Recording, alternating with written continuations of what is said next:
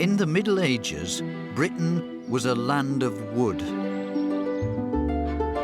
The people depended on it for warmth, for shelter. But to the medieval mind, wood spoke not just of earth, but of heaven. It was the perfect medium to show images of the divine.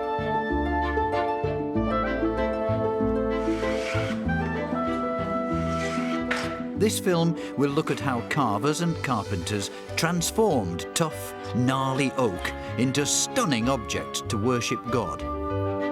In medieval times, as that soared up, it must have been wonderful, just wonderful. We'll see how carvers decorated places of worship as the church secured its grip on the nation. We think, of course, that they were primitive, that they weren't great artists. We've not changed greatly. Their skills were enormous. And we'll look at how the crown displayed its divine right to rule through creations like the coronation chair. I think it has sort of mystic powers still.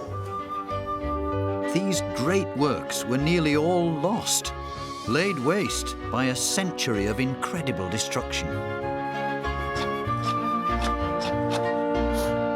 And yet there are still people who battle to keep these traditions alive. The masterpieces created by carvers and carpenters give a unique insight into the medieval mind itself, in all its strangeness and incredible grandeur.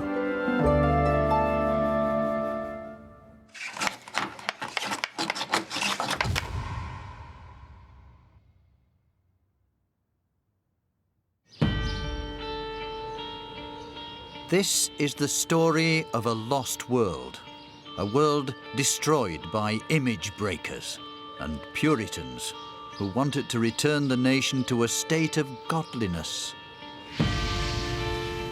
And churches and cathedrals were to be their battlegrounds. During the Reformation of the 16th century, Henry VIII began a cultural revolution.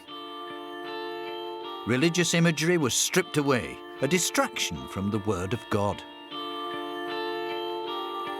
This destruction was continued by radical Puritans during the Civil War of the 17th century. An incalculable amount of religious art was lost, as woodwork was destroyed by fire or the axe.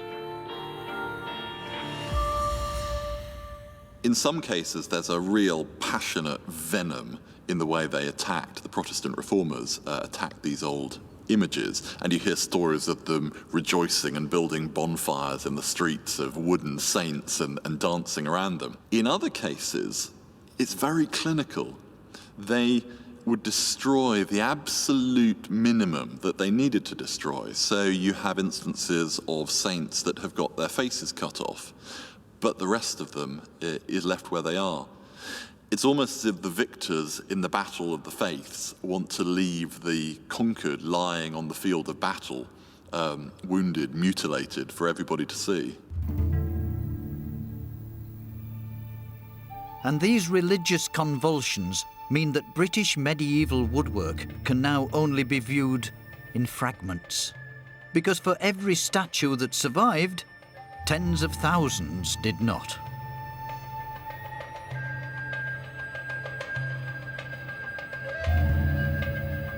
These image breakers caused far more damage than they knew. In their religious frenzy, they ended a woodworking tradition that stretched back thousands of years. Because wood had been fashioned into images of the divine long before Christianity even came to Britain. When the Roman general Julius Caesar arrived in Britain, he found a land covered in great oak forests, and the natives were ruled over by a priestly caste, the Druid. Druids played a very important role within the Celtic society. They were lawgivers, they were soothsayers. In many ways, they were seen as magicians. And their name, if you think about it as two parts, Dru and Wyd, that can be seen as oak knower or knower of oak. And this idea that the Druids had this knowledge of the oak tree, this wisdom of wood, that's so important for both their rituals but also their understanding of the world. Little survives from these strange tree rituals practiced by Druids. But hidden away in this storeroom at Exeter Museum is a unique survival. Deposited in wetlands more than 2,500 years ago, this wooden doll was only unearthed again in the late 19th century.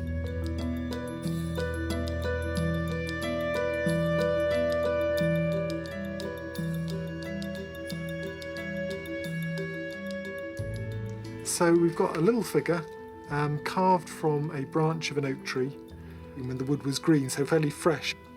So he's got his head covered in what seems to be a sort of resin, then a body, missing the arms. There's a hole about here where the arms would have slotted through. And then he's got an erect phallus, so it suggests fertility, I think. And that maybe also suggests that it's not just a wooden toy, that it is part of the ritual world, that it is part of their ritual life. I mean, he's a very special object to me. I curate thousands of objects in the museum, but to look into the eyes of a fellow from 2,500 years ago is something very special. To kind of wonder how he would have been used, how he came to be deposited in the wetlands.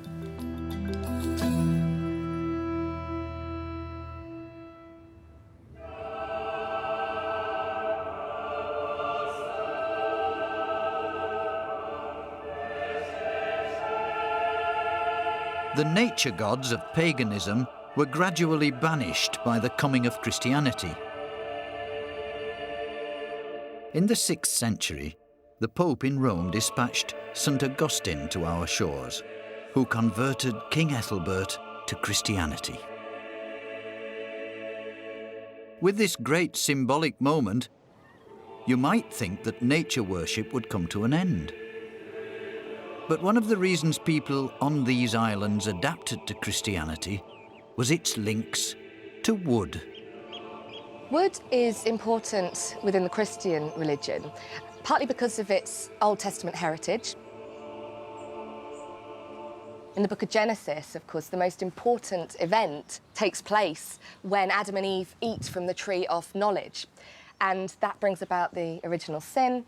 And it's only with the death of Christ on the next tree, the tree of salvation, the crucifix, that original sin is wiped out. So trees sort of bracket the entire Christian faith.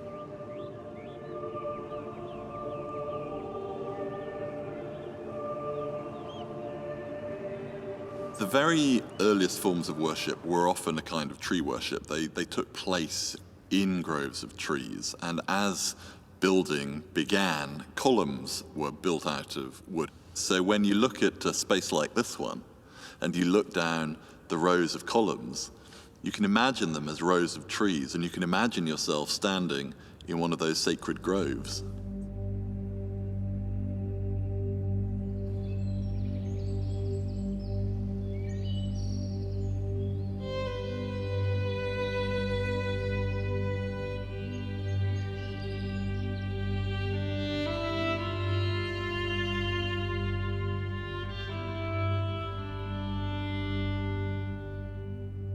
This is the oldest wooden church, not just in Britain, but the whole world.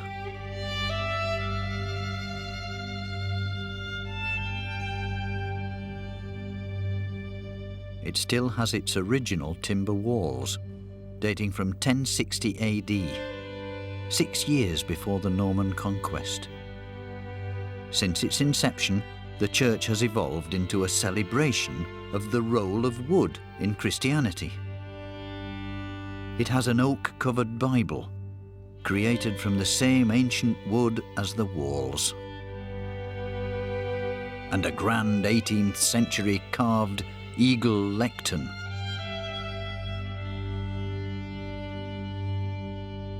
And there are images of Edmund the Martyr, the original patron saint of England, who was killed after being bound to a tree. The word Greenstead means a clearing in the forest. There is a suggestion that it was built on a pagan temple or site. For the trees, wood timber would be very important because it is in the middle of a forest, and you would have had people worshipping here, which were those who were working within the forest, foresters, charcoal makers, etc. It's always very quiet, it's always very peaceful, and no matter how many times I visit, there's always something that you notice that you didn't notice before. Maybe because of the light, you see something in a different perspective. Maybe it's because of the atmosphere within here. Maybe it's just the calm and peacefulness of the churchyard outside. And I know many, many people who come here, and all they come here for is to sit quietly and say a prayer, maybe. And I think that sums up the place.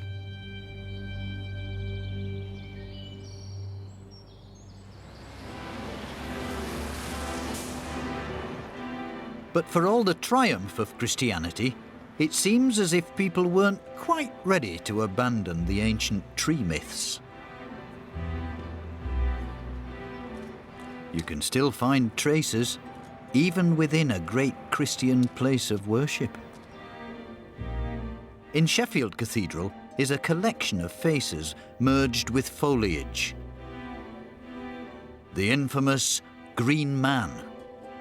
And they were obviously a favourite form for woodcarvers.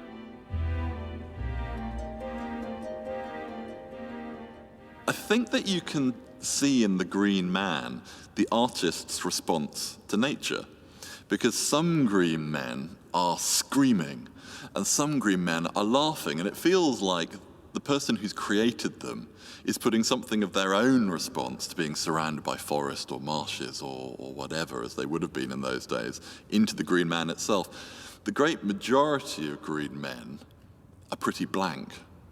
It's almost as if they've become trees themselves. Green men proliferated in churches up and down Britain. The spirit of the forest invited into Christian places of worship. And he lives on even in the 21st century. Master carver Chris Pye is one of a dying breed of Green Man carvers working in traditional oak wood. It's not really a matter of fighting the wood. It's a matter of sort of dancing with it, you know, finding a way of working with it that the wood is cut in the way it likes to be cut. And the strange, savage spirit of the Green Man is displayed all around Chris's house. Really, if you push me, I don't know why I do it. I just feel somehow connected with myself as a human, the wood, and this way the Green Man and the wood are actually combined, so that the the leaves are part of of the face, the wood man. When I carve a Green Man, there's this great sort of sense of tradition and hierarchy. I was taught by somebody, who was taught by somebody, who was taught by somebody, and so on, who knows by somebody who carved a Green Man.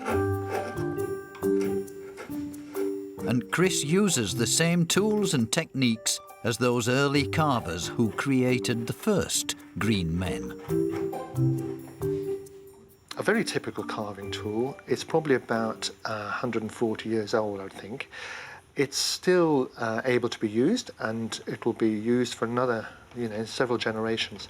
And on the handle, we have 1, 2, 3, 4, probably, well, with my own name, 5 names. So there are a number of carvers who've had this tool before me, And eventually this, this tool will go to another carver who'll put their name below mine. So you have this ghost of the carvers using these sort of tools quite present on my bench as I'm carving. And I think that's really fascinating.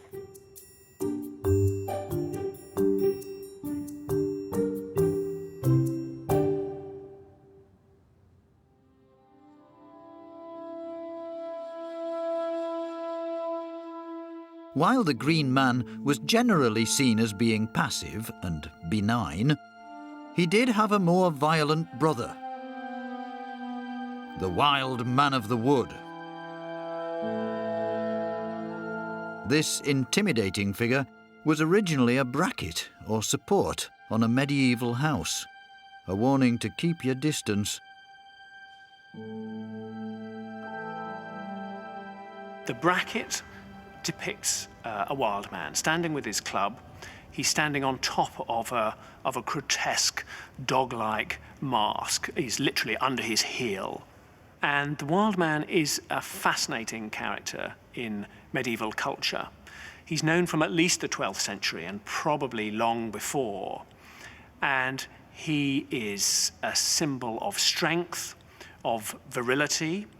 That's very clearly emphasized by this enormous phallic club that he's holding.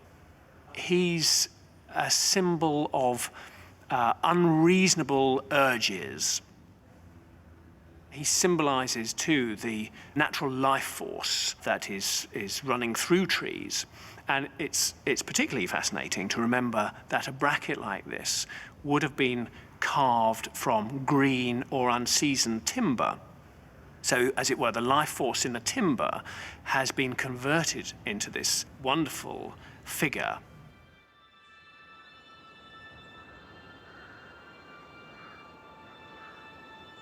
Wood was crucial to the Christian faith, and because it was so important to people in the Middle Ages, wood was the perfect medium to teach the stories of the Bible to even the most uneducated churchgoer.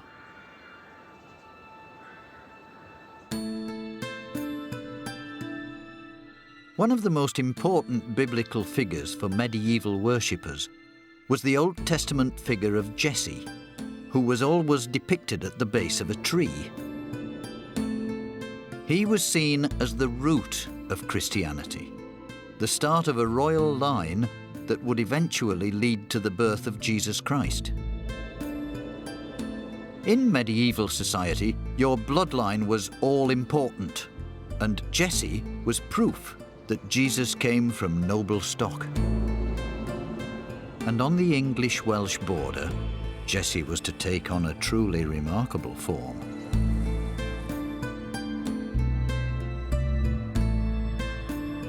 This solitary figure is just a small piece of what the carvers intended. It was originally the base of a huge array of statues. Attacked during the Reformation, it's still a monumental work of art that seems to carry otherworldly, pagan resonances.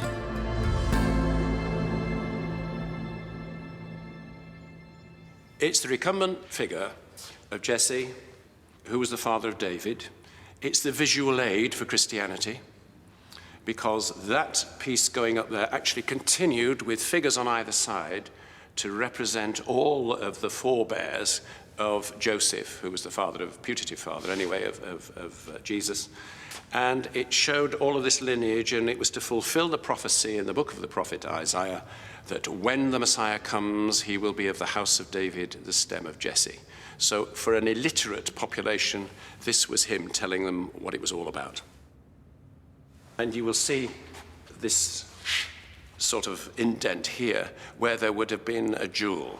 So painted all over, one piece, astonishing piece, and this stem that would have gone right up there is a branch of the oak. So that it must have been very difficult to get the right piece of oak by the craftsman and then worked on, presumably just this one piece, brought in here, and it must have taken them ages to do it because it is extraordinary the way that they've managed to capture the flow of the garments. Just look at that lovely flow there and the fall, the way the cloth then falls over his knee. You can see the belt. Look at it here. There's the crosspiece just falling away, and the buckle. It's natural, and I think that's what is so very, very clever about it.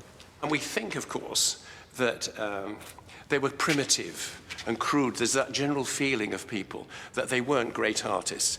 We've not changed greatly. Their skills were enormous. As the church grew in power and wealth, it embarked on a great construction project. This building boom was to see places of worship in every town and village across the land. And the demand for carpentry only increased as wood carving became a trade.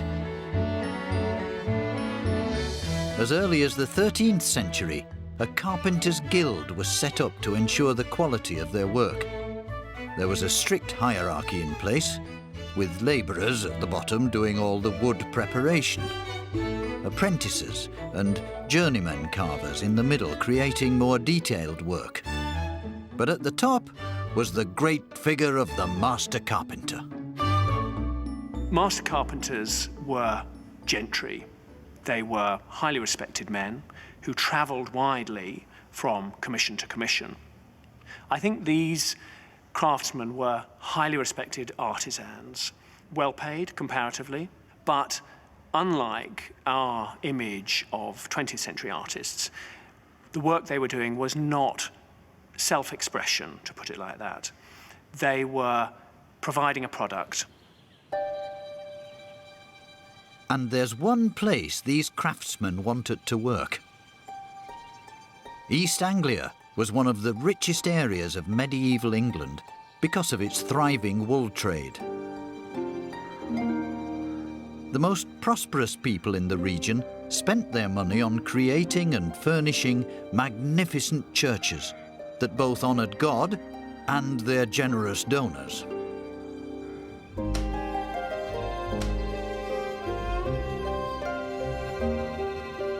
Woodcarvers were commissioned to transform churches into places of wonder and awe. And the grandest, most theatrical of all this decoration was the rood screen.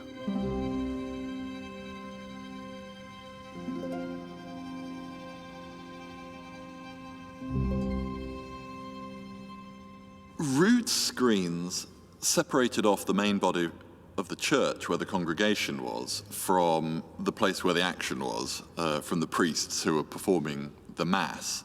And what you would have had was this boxed off area where the sound of the chanting and the singing would have floated out into the congregation. Incense might have floated out into the congregation, but it was not participative. People weren't taking part in the service. It was all going on inside this perfumed box. This screen is one of the largest in the country, over 50 feet long and 20 feet high. And it was carved in the style of the Middle Ages, the Gothic. The Gothic conveyed the glory of God through light, intricate decoration that reached up to heaven itself. Timber, because it is light, easy to work and very strong, it can break the sinews of reality in architecture. It can imitate stone forms, but do it in such a way that it's inconceivable that they could be stone. And so the onlooker has this wow factor. He sees something that looks as though it's built of stone, and yet it's far too big. How is that structurally possible? The Gothic aesthetic is very much bound up with creating spaces that people are overawed by. They can't comprehend them. They are structurally impossible. And of course, timber is the perfect way of creating those kinds of spaces. On top of the rood screen would have sat a rood, a cross or crucifix. Roods were systematically taken down and destroyed during the 16th and 17th centuries. Indeed, until the beginning of the 20th century, every single rood was believed to have been lost.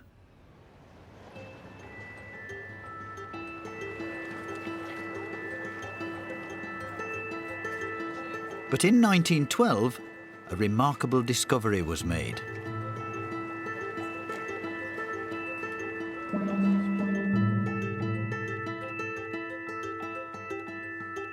These are the remains of the only rood to survive from the Middle Ages.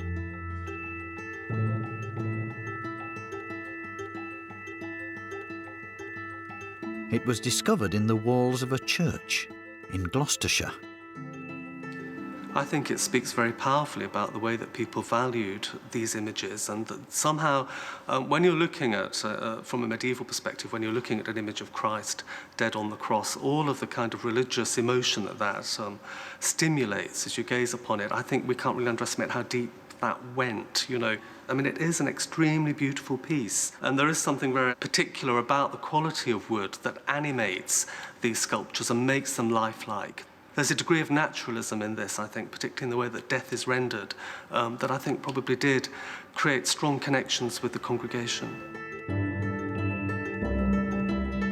I do have a very strong response to it, not least of all because it is, both fragments are so incredibly fragile. Now, part of their history, of course, is that they were immured in this church wall. They largely rotted as a consequence of that, and they rotted from the inside out. So in fact, what you're looking at are essentially like two eggshells. There isn't anything in the center of them. But it makes me even reluctant to handle them because there is something so ephemeral about them that you feel that they could just really dissolve and disappear.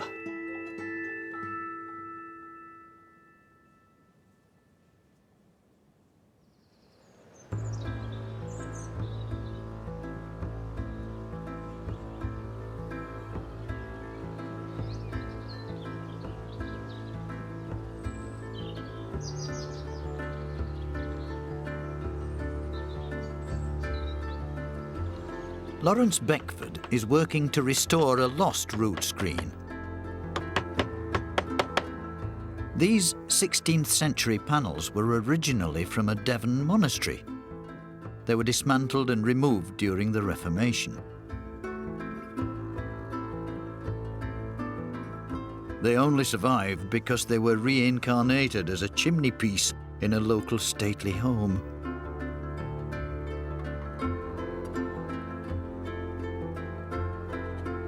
Lawrence is one of the few carvers who can bring this sort of medieval woodwork back to life. He's recreating what was lost in fresh oak, which will then be stained to fit in with the rest of the work.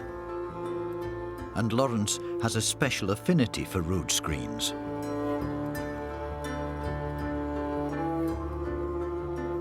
When I started my apprenticeship, the company I worked for did a lot of ecclesiastical work. So I was sent to the churches, historic buildings, and I was faced with medieval woodwork, medieval screens, fantastic tracery, and obviously I was in awe. I was a young chap.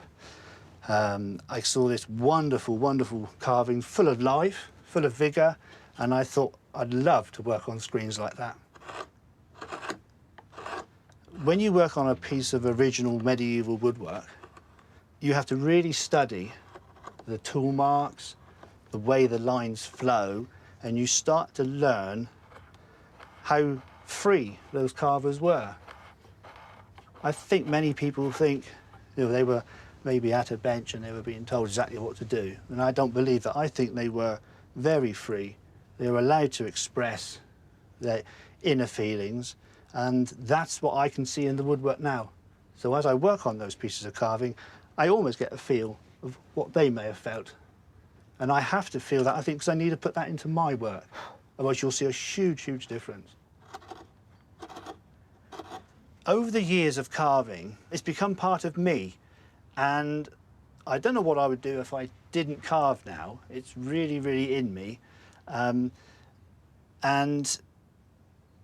it's taught me a lot about life, how you can achieve something from very little, from a piece of plain wood, with the commitment and focus and having ideas in your head, how you can, with some tools, how you can produce some lovely works of art.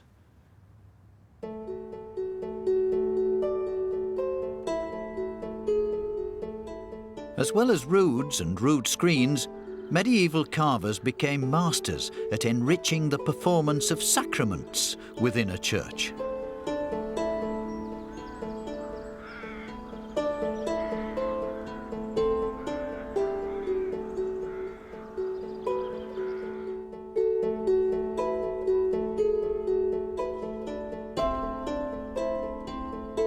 This 15th century baptismal font cover was designed to protect the holy water from contamination.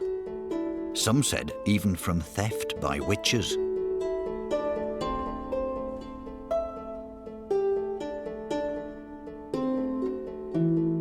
At the top is a pelican shedding its own blood, a symbol of Christ's sacrifice. On the count of 3, from underneath, just slowly up. 1, 2, 3. It's also a great feat of medieval technology. It retracts upwards, like a telescope. In medieval times, as that soared up, it must have been wonderful, just wonderful. But this font cover is not just an incredible work of art, it's also a miraculous survivor.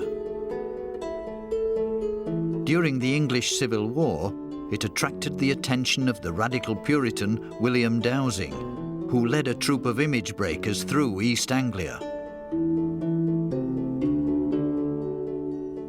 Well, in the 1640s, William Dowsing was appointed to destroy any religious symbols in Suffolk. His officers came to Ufford, where the church wardens and the other people of Ufford resisted their admission. He could not get into the church. So he came again later in that same year to inspect the church, inflicted a great deal of damage, but describing the font cover as glorious, he let it be.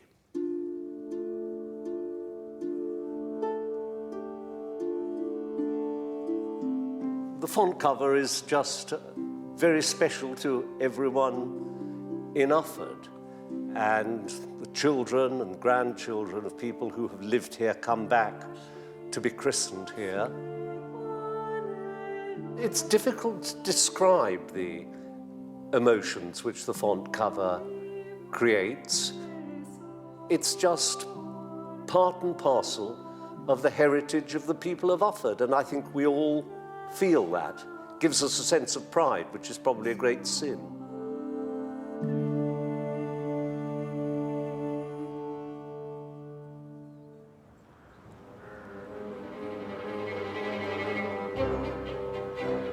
But carpenters didn't just create images of the divine for churches.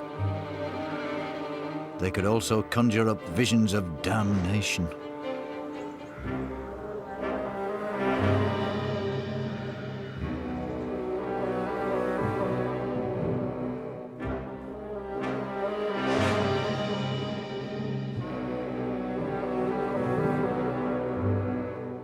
These bench ends show the 7 deadly sins. The sinners being swallowed by a giant fish. Here you can see 2 lovers embracing, showing the sin of lust. Here a drunken lout pouring wine to show the sin of sloth. And here you can even see avarice with his little money bags. For a largely illiterate population, this was a visual reminder to obey God's law. In the Middle Ages, where there's a sense of order, there is also a corresponding sense of disorder. So the ordered universe, God's universe, has its exact mirror opposite, the disorganized, the chaotic, the evil. And it's in articulating that evil, or that opposite, that the good and the ordered is reinforced.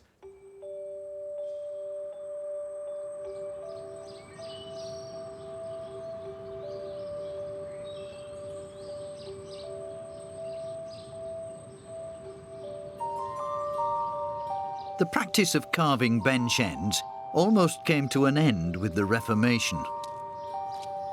But it was revived in this church, St. John the Baptist, in the 19th and 20th centuries. Here you see the religious iconography you might expect in a church. But many designs are far more unexpected. They were paid for by village parishioners, commemorating lost loved ones.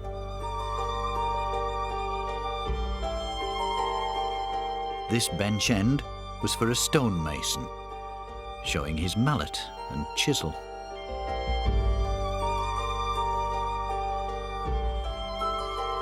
The carver Lawrence Beckford created this boat on a rocky sea in memory of a local merchant seaman.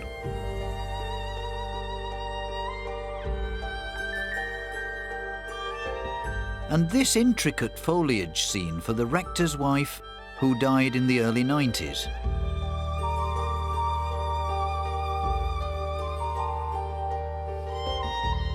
Unlike the medieval bench ends, which tell biblical stories, this is very much a personal bench end, and it depicts the wildlife and nature, because she was a wonderful gardener, really loved gardening. The foliage is living, the timber's living, the foliage is living, the design's living, and you can carve twists and curls. You've got, like for here example, you have a turnover, and you can get lovely undulations and a very lovely sort of suent line. Absolutely, carving foliage in oak, I think it's fantastic. It's not very often uncommon for a family member to commission a bench end as such as this and the merchant ship one. But they obviously feel very deeply, and their partner obviously was a huge part of their life, and they believe it's worth commemorating. And you know, they must have immense joy when it's completed and it's fitted. You know, they must feel very proud of their lost one. And I think it's a fantastic recognition of that person's life. You know, it's wonderful.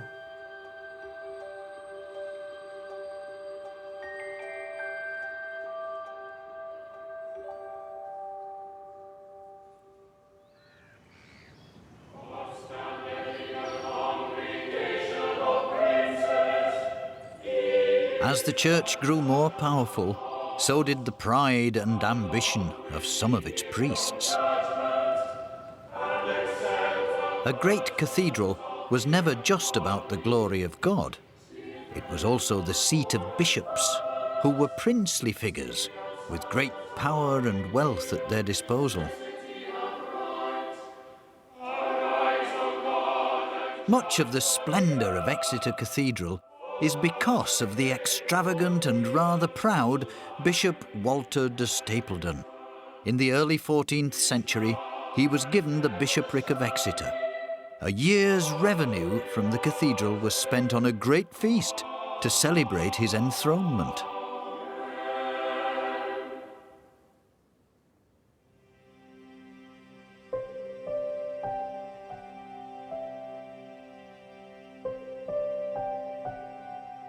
De Stapledon created the greatest tribute of all the Middle Ages to the role of the bishop.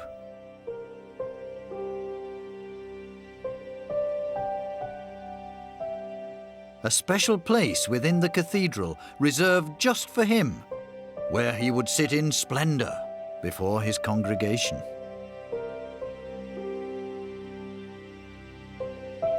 This is the bishop's throne. A 60-foot wooden canopy, pointing like a giant finger towards God. It was made by local craftsmen over a period of 6 years.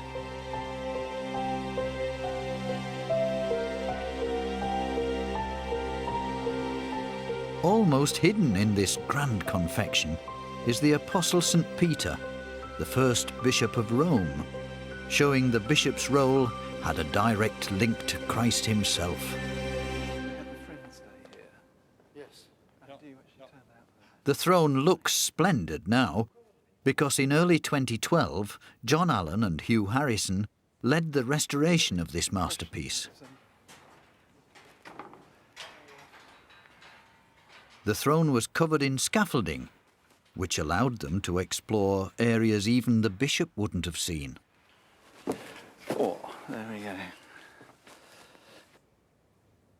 We're standing under the vault of one of the most extraordinary pieces of medieval woodwork in Europe, and it is immensely richly carved. It's also extremely complex in its construction, and it is really the first magnificent, grand piece of medieval woodwork to survive in England.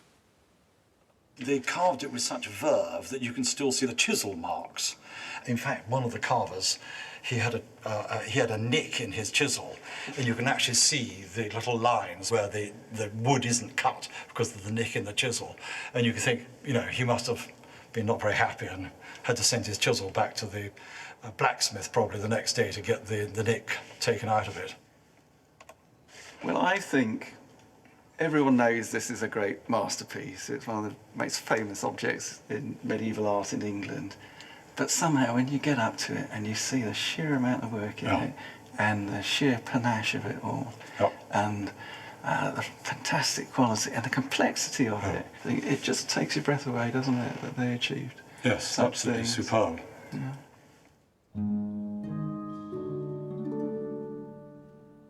But Exeter also shows that while woodworkers could master the profound, they could also be ridiculous.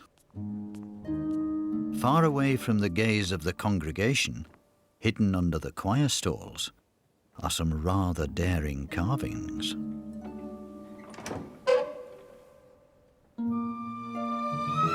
Monstrous mythological creatures. An alluring mermaid.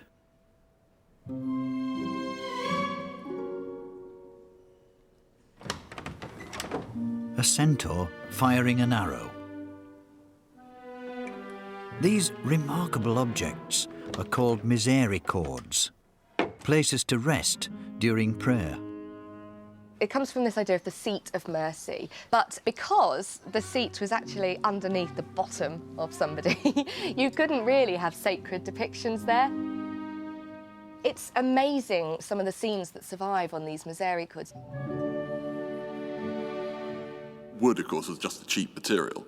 And I think people were carving fabulous beasts and animals and dragons and wyverns and all the rest of it just because it's fun.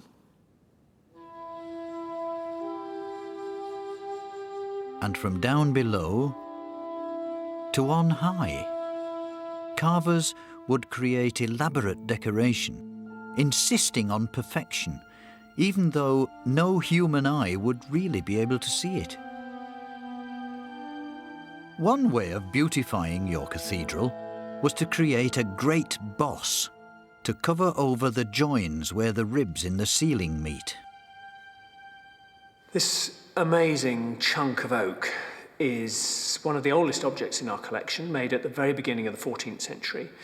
And it's a ceiling boss from St Albans Abbey in Hertfordshire.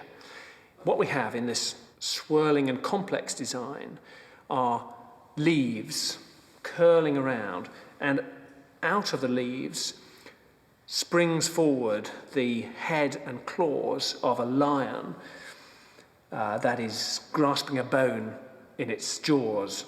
Having been removed from the vault, we can see it in a way that no one using the cathedral 700 years ago could have seen it, because we can see the underside of the boss. So what we can see here is the sheer physical effort that carvers had to put in to create something like this. We're seeing vividly the marks left by the chisels. This would have been a huge amount of work, hollowing out heavy, hard work. So there was a lot of chopping out needed to be done before the delicate work on the outside could be completed. Medieval woodcarvers had spent centuries using their work to beautify churches and cathedrals. But there was increasingly a tension between the power of the priests and the power of the crown, and both claimed to derive their authority from God himself, and some of the finest woodwork was to be used as a political weapon. At the beginning of the 13th century, the militaristic Edward I wanted to make a grand statement about the elevated nature of kingship. He created an iconic object that's been at the centre of British life for 800 years, last used during Elizabeth II's coronation.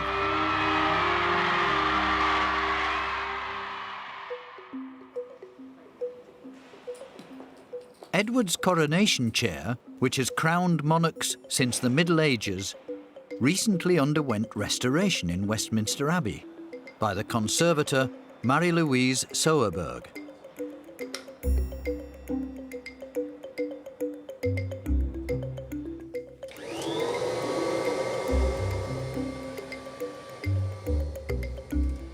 We made a studio on site for the coronation chair to treat it, to stabilize it, is basically the headline of what we're doing. We have had to mend the seat. There was a couple of fractures in it. Some old repairs that we redid, so we were sure that they were stronger than they were before. The chair has received a battering since its creation. The Victorians tried to tone down its gilding through varnishing it brown. It was bombed by suffragettes. And most visible of all, the chair's covered with centuries-old graffiti. There's something like 300 initials and names carved into the chair. All this graffiti is mainly Westminster schoolboys, and they are mainly 18th century inscriptions. We got one here, a P. Abbott, who slept in the chair one night in July in 1800, spending probably more time, well, definitely more time than any monarch ever spent in the chair. It's said that if you paid a shilling, you could scratch your name into it. A lot of these scratches here are probably pen marks, people taking little pieces of the chair to have and to hold, to eat. Who knows, it could have had sort of, yeah, I think it has sort of mystic powers still.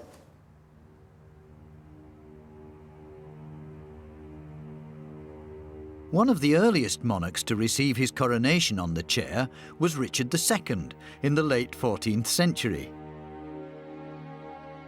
The moment was captured in this painting, commissioned by Richard himself. The first accurate likeness of an English monarch.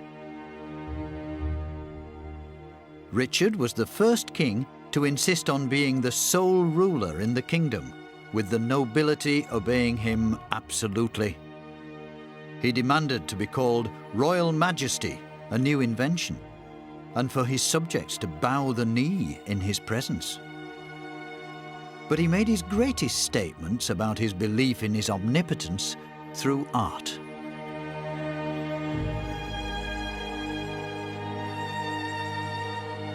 This is the Wilton diptych. It was a portable altarpiece commissioned by Richard, painted on Baltic oak.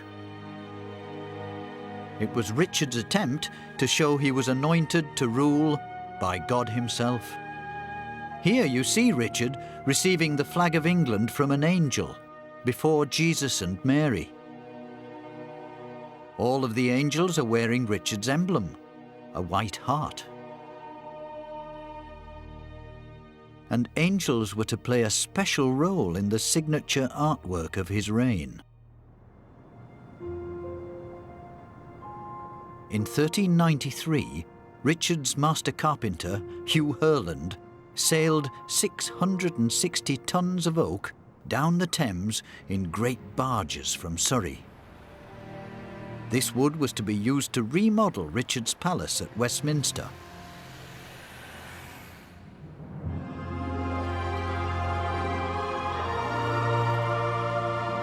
The result has been called the greatest work of art of the Middle Ages. A magnificent, freestanding roof decorated with angels.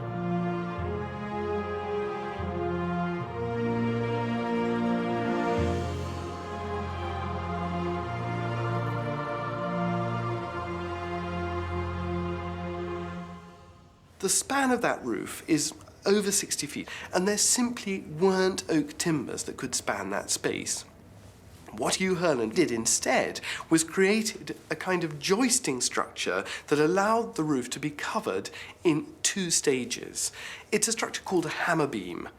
Once it had been created in this form and ornamented with angels, the English public was clearly dazzled by it. Each of the principal trusses of the roof is carved with a figure of an angel holding the royal arms. And symbolically, there are 13 trusses, which is the number of Christ and his apostles. Here, in this wonderful architectural metaphor, the heavenly court of Christ hovers in appreciation and protection over its earthly counterpart, the court of Richard II.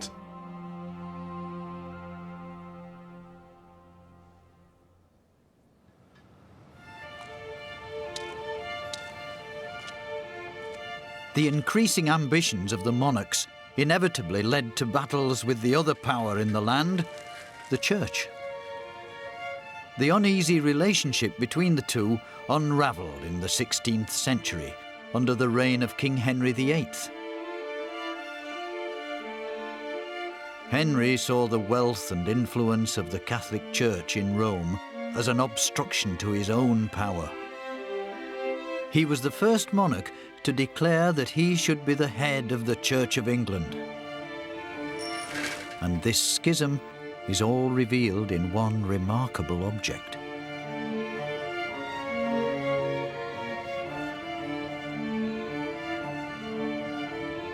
In the 1530s, Henry commissioned this oak rood screen as a gift for the chapel at King's College.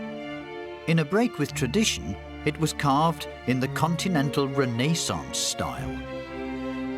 It's less a religious object than an unashamed attempt to project the power of the monarch. It contains not just the initials of Henry VIII, Henricus Rex. It also has the name of his wife, Anne Boleyn, Regina Anne. And it's covered with images of military might rather than saints.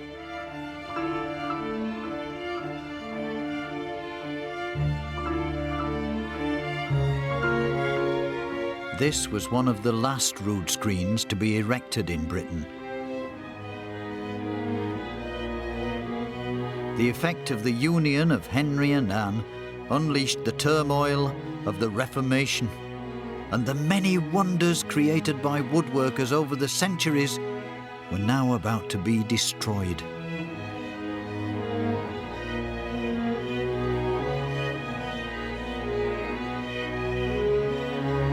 The religious revolutions of the 16th and 17th centuries finally brought an end to the golden age of religious oak carving. And oak was now looking very old-fashioned as carvers turned to other woods as Britain's cultural horizons expanded. Grinling Gibbons, the greatest carver ever to work in these islands, rejected oak for the far suppler lime wood in the 17th century.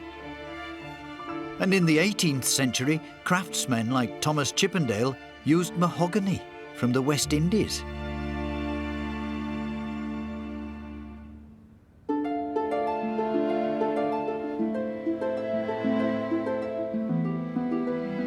But at the turn of the 20th century, one man was to revive the lost art of oak carving. Robert Thomson was a craftsman who was obsessed with the Middle Ages. Based in the tiny Yorkshire village of Kilburn, he wanted to turn the clock back to before the Reformation, bringing fine oak carving back into churches.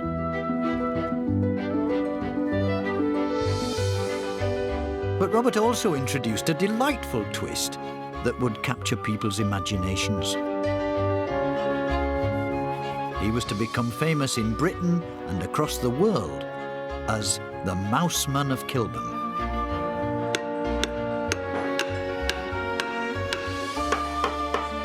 The Thomson family business is still thriving and keeps faith with Robert's vision of handcrafted, medieval-style workmanship. But always at its centre is the legendary figure of the mouse. great-grandfather was working with a fellow craftsman, and they were working on a local church. And the craftsman happened to mention he thought they were both as poor as church mice. And of course the church mouse is working away with its chisel-like teeth and nobody knows he's there. So he thought how nice it would be to carve the mouse on this particular piece he was working on. So ever since that day, each piece that we've produced here at Kilburn has had a mouse carved on it. Each mouse is carved by the craftsman who makes a piece of furniture. So each one is identifiable. So we've got 25 craftsmen, so basically we have 25 different styles of mice. So we can each identify each other's work. We're in a world of mass production, and unfortunately, things have moved on at such a great rate of knots. There is still room for the small family business, still using the traditional craft skills. We're not mass production, we're hands-on. There's no substitute for a pair of those at the end of the day.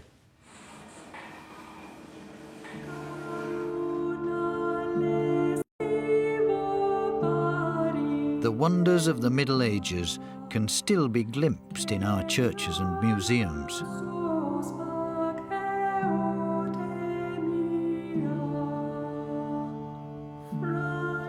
Such was the violence of the destruction in the 16th and 17th centuries.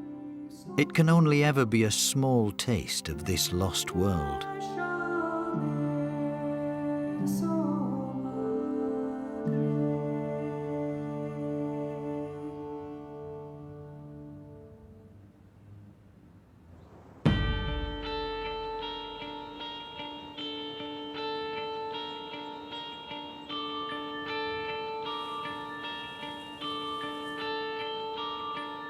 But one final object shows that this type of religious art still holds a ghostly presence.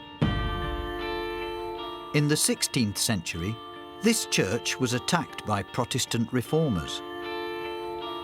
Its lavishly decorated rood screen was whitewashed and painted over with passages from the Bible. Yet, over the centuries, something remarkable happened. The faces of Jesus and the saints began to bleed through again. It shows that just beneath the surface, maybe more treasures of the Middle Ages are waiting to be resurrected.